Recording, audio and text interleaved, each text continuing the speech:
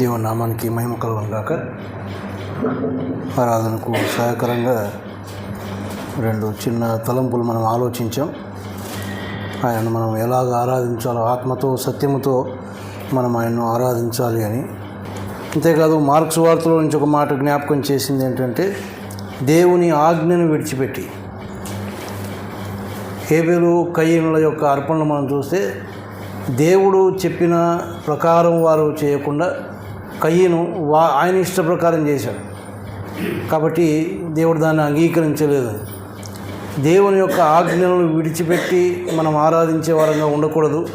ఆయన యొక్క వాక్కులు లేక ఆయన యొక్క వాక్యం ఏదైతే చెప్తా ఉందో ఆ ప్రకారం మనం ఆయన్ను బద్దులమై ఉన్నామని దేవుడు మనకు జ్ఞాపకం చేస్తూ ఉన్నాడు. మరి ఉదయకాల సమయమున ఆరాధనకు సహాయకరంగా 33వ కీర్తనలో నుంచి కొన్ని తలంపులు మనం ధ్యానం చేసుకుందాం. 33వ కీర్తన మొదటి వచనం.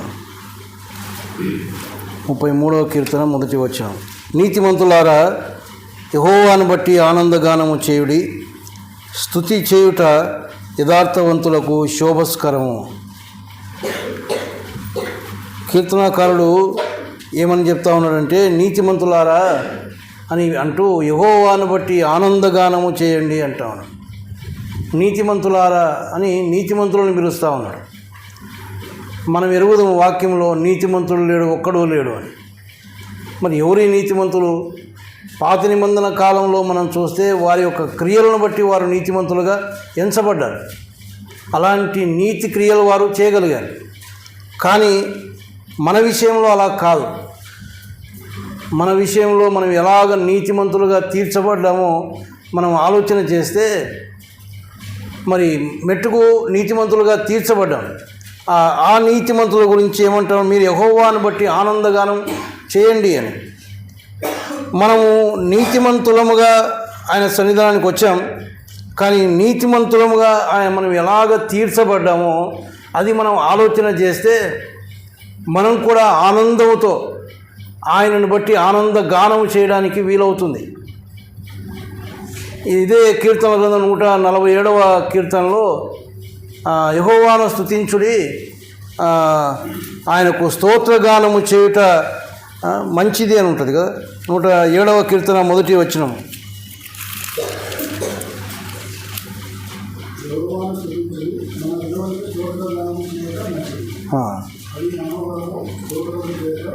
ఒప్పిదాం.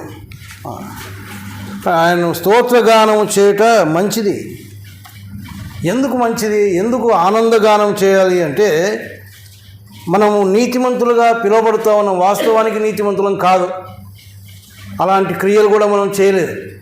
కానీ నీతిమంతులుగా తీర్చబడ్డాము. ఎలాగ తీర్చబడ్డామో దేవుని గ్రంథంలో నుంచి మనం ఆలోచన చేస్తే మనము ఎందుకు ఆనందగానం చేయాలో మనకు అర్థమవుతుంది.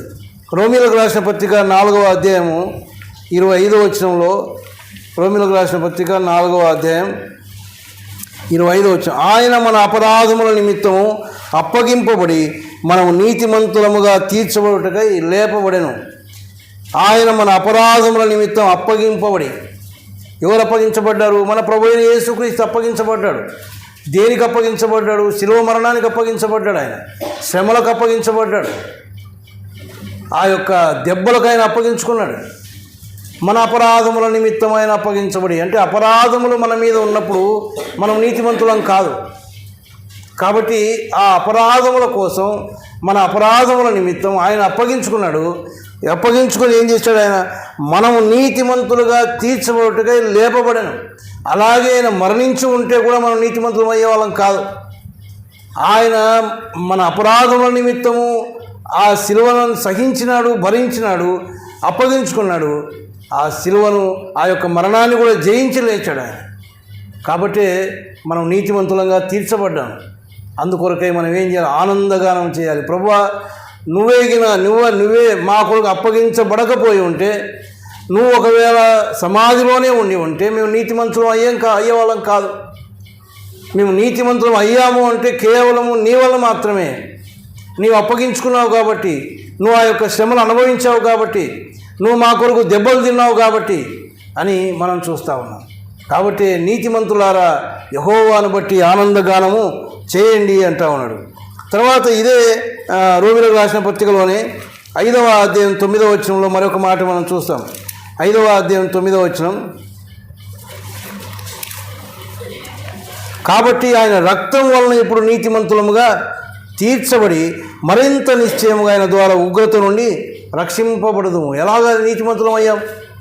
ఆయన రక్తము వలన ఇప్పుడు నీతిమంతులంగా, ఆయన రక్తము కార్చుటను బట్టి, ఆయన యొక్క రక్తము చిందించబడటను బట్టి మనం నీతిమంతులమయ్యాం. ఆయన రక్తము చిందించకపోయి ఉంటే మనం నీతిమంతులం అయ్యే ప్రశ్నే లేదు. ఎందుకు? మన దగ్గర ఏ క్రియలు లేవు, నీతికి సంబంధించిన క్రియలేమీ లేవు మన దగ్గర. ఆయన మనల్ని నీతిమంతులుగా చేయడానికి, నీతిమంతులుగా తీర్చడానికి ఆయన అమూల్యమైనటువంటి రక్తమును శిలువలో కార్చాడు. ఆయన రక్తం వలన, రక్తము కారాలి అంటే శరీరము గాయపరచబడాలి. శరీరానికి గాయం కాకుండా రక్తం బయటికి రాదు. పోనీ ఎంతవరకు కార్చాడు ఆయన రక్తం? తుదమట్టుకు, చివరి బొట్టు వరకు. ప్రక్కలో బల్లెపోటు పొడిచినప్పుడు రక్తము నీళ్లు రెండు గారి, ఇంకేమీ లేదు, రక్తమంతా కార్చాడు ఆయన. సంపూర్ణంగా మన యొక్క పాపముల నుంచి మనల్ని విడిపించడానికి, మన పాపముల యొక్క ప్రాయశ్చిత్తార్థం ఆయన సంపూర్ణంగా అప్పగించుకున్నాడు. ఆయన అమూల్యమైన పరిశుద్ధమైన రక్తమును మన కొరకు కడబొట్టు వరకు ఆయన కార్చాడు. ఆయన రక్తం వలన మనం నీతిమంతులంగా తీర్చబడ్డాము. ఇంకొక మాట ఇక్కడ ఏమనుందంటే, నీతిమంతులంగా తీర్చబడి మరింత నిశ్చయముగా ఆయన ద్వారా ఉగ్రత నుండి రక్షించబడదాము. నీతిమంతులారా యెహోవాను బట్టి ఆనందగానం చేయండి. ఎందుకు అంటే ఆయన రక్తం వలన నీతిమంతులుగా తీర్చబడ్డం మాత్రమే కాదు, తద్వారా ఏం దొరికింది? ఉగ్రత నుంచి రక్షించబడ్డాం. ఉగ్రత ఉన్నది మన మీద. ఏ ఉగ్రత? దేవుని యొక్క కోపోగ్రత. దానికి తగిన శిక్ష నిత్య నరకాగ్ని. ఆ నిత్య నరకాగ్నికి వెళ్ళవలసిన వారు మనం. ఆ ఉగ్రత మన మీద ఉన్నింది, కానీ ఆ ఉగ్రత నుంచి ఆయన రక్షించాడు తన యొక్క రక్తము ద్వారా. రక్తము ద్వారా నీతిమంతులుగా తీర్చాడు కాబట్టి ఆ ఉగ్రత నుంచి తప్పించుకున్నాను. నీతిమంతులకు కాదు, అది పాపుల కొరకే ఆ యొక్క నిత్య నరకాగ్ని ఉంది, కానీ నీతిమంతులకు కాదు. నీతిమంతులుగా తీర్చాడు ఆయన, కాబట్టి ఆ ఉగ్రత నుంచి మనం తప్పించబడ్డాం. అందుకోసమే మనం ఏం చేయాలి? సంతోషగానము చేయాలి అని కీర్తనాకారుడు మనకు జ్ఞాపకం చేస్తూ ఉన్నాడు. మరి ఒక మాట మనం చూస్తే కొరింథీయులకు రాసిన మొదటి పత్రిక 6వ అధ్యాయం, కొరింథీయులకు రాసిన మొదటి పత్రిక 6వ అధ్యాయము 11వ వచనం, మీలో కొందరు అట్టివారై ఉంటిరి కానీ ప్రభువైన యేసుక్రీస్తు నామమునను మన దేవుని ఆత్మయందును మీరు కడగబడి పరిశుద్ధపరచబడిన వారై నీతిమంతులుగా తీర్చబడితిరి. నీతిమంతులారా అని అంటా ఉన్నాడు కీర్తనకారుడు. మంచిదే, మనం నీతిమంతులమే, కానీ ఎలాగ నీతిమంతులమయ్యాం అంటే మొట్టమొదటిది ఏమని చూసుకున్నామంటే ఆయన అప్పగించబడుటను బట్టి, మన అపరాధముల నిమిత్తం ఆయన అప్పగించుకున్నాడు, అందుకొరకు మనం నీతిమంతులమయ్యాం. ఆయన రక్తము కార్చాడు, అందు నిమిత్తం మనం నీతిమంతులమయ్యాం. తర్వాత ఇక్కడేమంటా ఉన్నాడంటే ప్రభువైన యేసుక్రీస్తు నామమునను మన దేవుని ఆత్మయందును మీరు కడగబడి, కడిగి శుద్ధి చేసిన తర్వాత రక్తంతో మనకేం ఇచ్చాడు ఆయన? పరిశుద్ధాత్మని ఇచ్చాడు ఆయన. ఆ పరిశుద్ధాత్ముడు మనల్ని ఏం చేశాడంట? మనల్ని కడగబడి పరిశుద్ధపరచబడిన వారమే, మనల్ని సంపూర్ణంగా పరిశుద్ధులుగా చేసేసాడు. సంపూర్ణంగా పరిశుద్ధులమైపోయాం, నీతిమంతులమైపోయాం.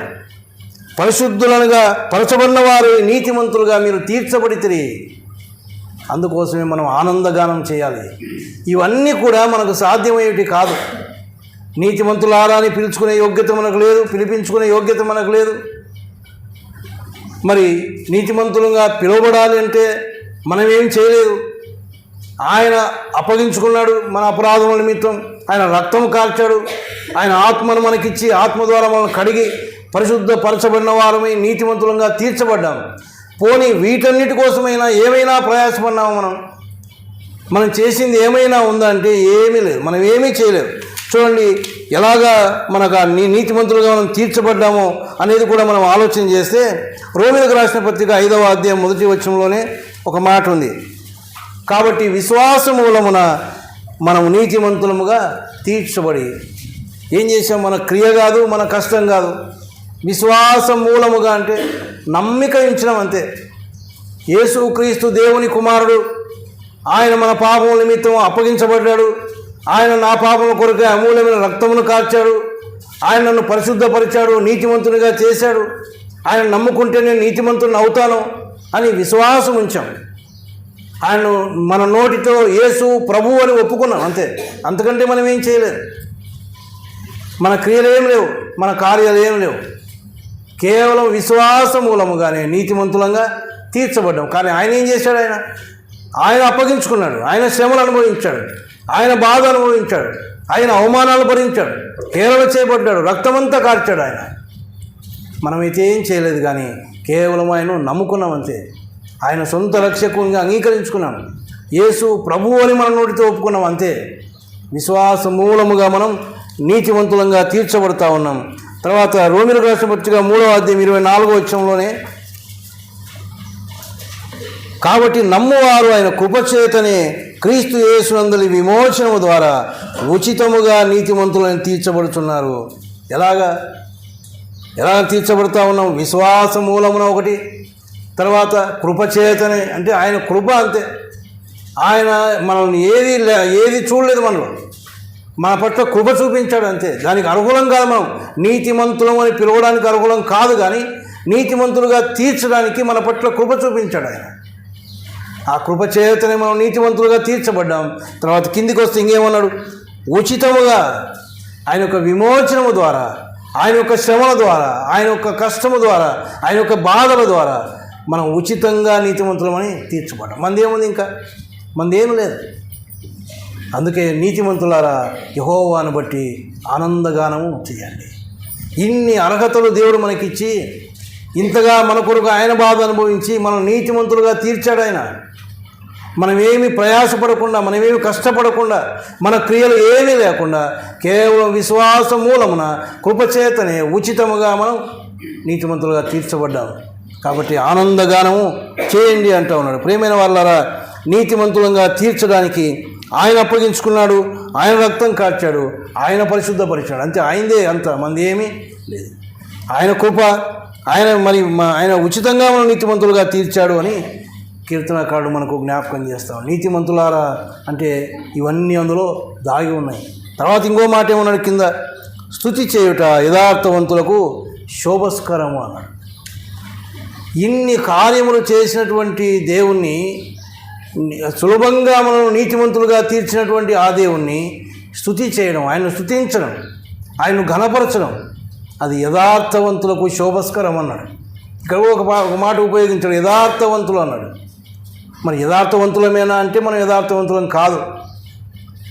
ఎప్పుడైతే నీతివంతులం అయ్యామో అంత మాత్రం చేత యథార్థవంతులం అయ్యామా అంటే యథార్థవంతులముగా ఉండి మనం ఆయన్ని ఆరాధించాలి.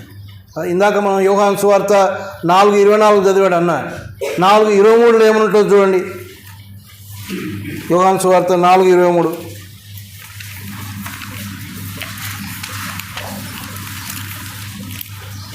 అయితే యథార్థముగా ఆరాధించువారు ఆత్మతోనూ సత్యముతోనూ తండ్రిని ఆరాధించు కాలం వచ్చు. యథార్థముగా ఆరాధించువారు. మరి ఈ యథార్థత ఎక్కడి నుంచి రావాలి? మనము దేవుని యొక్క వాక్యము ద్వారా మనము సరి చేసుకుంటూ యథార్థమైనటువంటి జీవితం కలిగి ఆయన్ను ఆరాధించడానికి మనం రావాలి. కాబట్టి యథార్థవంతులకి ఏది శోభస్కరం, ఏది స్తుతి చేయడం, ఆయన స్తుతించడం, ఆయన ఘనపరచడం ఎవరికి శోభస్కరం అంట? యథార్థవంతులకు. శోభస్కరము అంటే అది మనోహరం, అది చాలా తగినటువంటిది అని జ్ఞాపకం చేస్తూ ఉన్నాడు. ఎవరికి తగుతుంది? ఎవరికి తగింది? అది ఎవరికి మరి మనోహరం అంటే యథార్థవంతులకు మాత్రమే. యథార్థతను కాపాడుకుంటూ యథార్థమైన రీతిలో ఆ మంచి మనసుతో, కల్మషం లేని మనసుతో ఆయన దగ్గరకు వచ్చి మనం ఆయన్ను ఆరాధించాలి. స్తుతి చేయుట యథార్థవంతులకు శోభస్కరం. ప్రియమైన వాళ్ళారా, నీతిమంతులారా యెహోవాను బట్టి ఆనందగానం చేయండి. స్తుతి చేయుట యథార్థవంతులకు శోభస్కరం. నీతిమంతులం కాదు, నీతిమంతులుగా తీర్చడానికి తీర్చబడ్డం అంతే. దానికోసం మనం ఏమీ ప్రయాసపడలేదు, కానీ మన ప్రభు అప్పగించుకున్నాడు. భయంకరమైన శిలువ మరణం, ఆ శిలువ మరణాన్ని మనం వర్ణించలేము. ఆదివారమున ప్రత్యేకంగా బల్ల దగ్గరికి మనం చేరి వచ్చినప్పుడు మన దృష్టి శిలువ మీద ఉండాలి. ఆ శిలువ కార్యం లేకుండా ఈ ఆరాధన లేదు. ఈ ఆరాధనలో దేవుడు మనకు జ్ఞాపకం చేసి అదే శిలువలో నలగొట్టబడినటువంటి ఆయన యొక్క దేహం, ఆయన కార్చిన అమూల్యమైన రక్తానికి సాదృశ్యంగానే రెండు వస్తువులు మన ముందు ఉంచుకొని ఆ శిలువ కార్యాన్ని తలపోసుకొని ఆయన్ను ఆరాధిస్తూ ఉన్నాం. ఇది ఒక ప్రత్యేకమైనటువంటి ఆరాధన. నిత్యము ఆయనను ఆరాధించాలి, నిత్యము ఆయనను పూజించాలి. ఆయన పూజార్హుడు, ఆయన స్తుతికి యోగ్యుడు. కానీ ఆదివారమున మాత్రం ప్రత్యేకంగా ఆయన శిలువ కార్యాన్ని తలపోసుకొని నీ పట్ల నా పట్ల ఆయన చేసిన గొప్ప కార్యం, ఎందుకు పనికిరానటువంటి మన పట్ల ఆయన ప్రేమ చూపించి, నువ్వు చేసిన పాపాలకు నేను చేసిన పాపాలకు ఆయన శిక్ష అనుభవించి మన స్థానంలో ఆయన నిలబడి ఆయన అమూల్యమైన రక్తమును మన కొరకు కార్చి మనకిచ్చిన గొప్ప రక్షణ ఉంది. దాన్ని బట్టి మనం ఆయన్ను స్తుతించడానికి వచ్చి ఉన్నాం. కాబట్టి ప్రేమైన వాళ్ళరా, మనం ఒకసారి పరీక్ష చేసుకుందాం. నీతిమంతులుగా ఆయన ఎలాగ తీర్చాడో, ఎంత ఉచితంగా మనం నీతిమంతులుగా తీర్చబడ్డామో దాన్ని బట్టి ఆయన ఆనందగానం చేద్దాం. యథార్థవంతులముగా ఉండి ఆయన ఆరాధించగలిగితే, ఆయన స్తుతించగలిగితే అది శోభస్కరం, అది మనోహరంగా ఉంటుంది, అది చాలా అందంగా ఉంటుంది. అలాంటి ఆరాధన నువ్వు నేను చేయడానికి దేవుడు తన కృప అనుగ్రహించునుగాక.